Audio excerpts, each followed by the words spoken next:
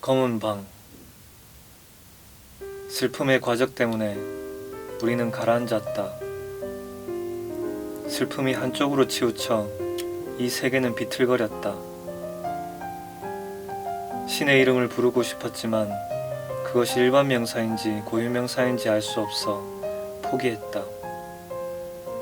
기도를 하던 두 손엔 검은 물이 가득 고였다. 가만히 있으면 죽는다. 최대한 가만히 있으려고 할수록 몸에 힘이 들어갔다.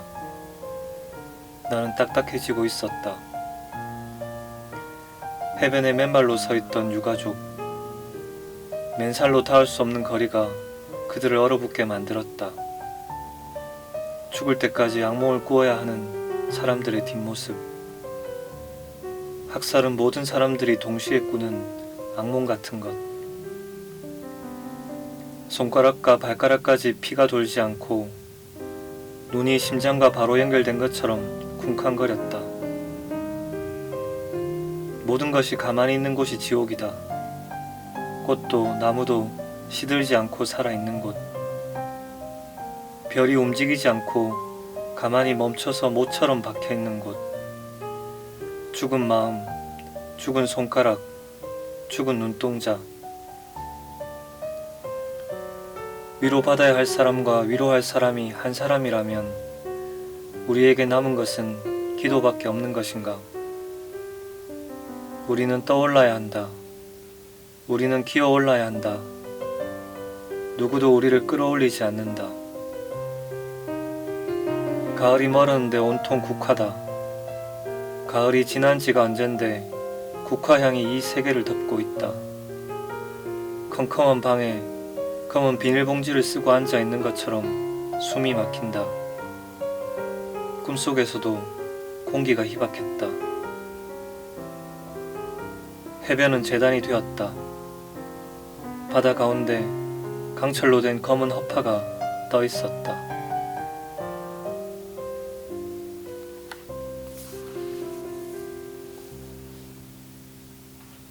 이 시가 2014년에 쓰신 건가요?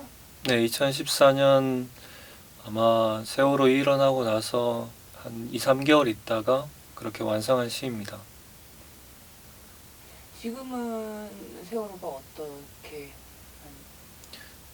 저도 이제는 뭐 이렇게 기억에서 잊혀졌다고는 얘기를 못하지만 뭐 매일같이 이렇게 계속 생각하거나 또 뭐 그때의 상황이라든지 또 그게 그때 남은 사람들 또 이 세계에 없어진 사람들 또 최근에 또 이태원에서도 뭐 그런 큰 사건이 있기도 했지만 이 사람들에게 어떤 말을 해줄 수 있을까 또 그때 우리는 어땠었는가 그리고 그때 무엇에 분노했고 또 무엇에 아파했고 그렇게 우리를 이 존재가 저 밑바닥까지 가라앉아 있는 느낌들 그 느낌들에 대한 것이 거기엔 담겨 있다고 생각이 듭니다. 그래서 이제 증언을 하고 만약 기록을 해야 한다면 그 결국에는 그 실제로 증언을 해야 될 사람들은 이미 이 세계에 없어진 사람들이죠. 남겨진 자의 몫이라고 생각합니다. 그런 것들이 시가 되었으면 좋겠다고 하는 생각이 있었습니다. 이 시를 듣는 분들이 어떤 것을 감안해서 예를 들면 아니면 어떤 것에 집중해서 아니면 어떻게 들었으면 좋겠어요?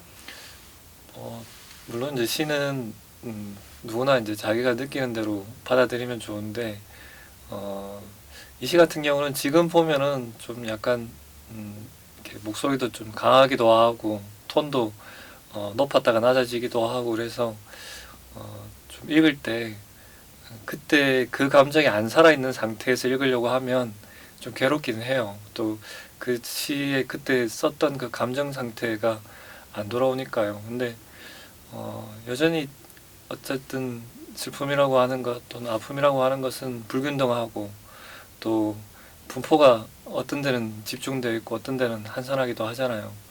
뭐 슬픔도 어떤 기울어진 운동장이 있지 않을까라는 생각이 있고 그때 그 어떤 숨막히는 경험들 그런 것들을 뭐 마지막 연에서나 좀 그런 것을 강하게 좀 다시 한번 상기할 수 있다면 그것만으로도 저는 의미 있는 작업이지 않았을까 생각하고 있습니다.